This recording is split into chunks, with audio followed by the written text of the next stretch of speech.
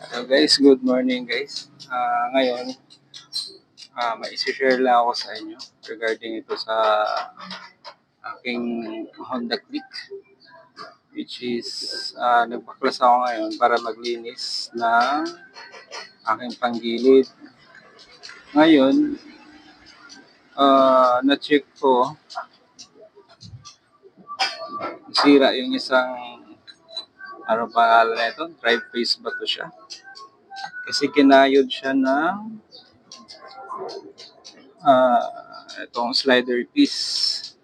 Ang nangyari kasi dito, medyo maluwag na kasi siya.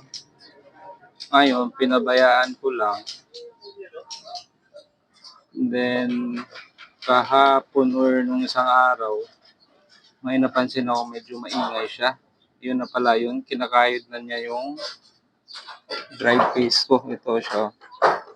Makikita nyo, as you can see dito, kitang-kita yung niya, ang tama niya. Ang laki na ng kinain. Buti nga lang, nagbaklas ako ngayong araw. So, share ko lang ito para at least maging aware yung kung sino may scooter dyan.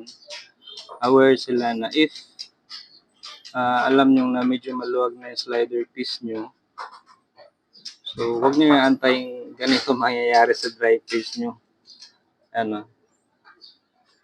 So, palitan nyo na agad siya. Magkano lang to kaysa sa isang ganito yung papalitan nyo. Sa akin ngayon, bibili talaga ako nito, yung bagong drive face, kasi wala na eh. Sirang-sira na talaga siya. Actually, kalahati yung nakain, no? Grabe yung layo. Lessons learned talaga kung ano yung mga dapat gawin. Lalo pag mga ganitong klaseng scooter, medyo masilan talaga siya. Okay, yun lang po guys. Maraming salamat po.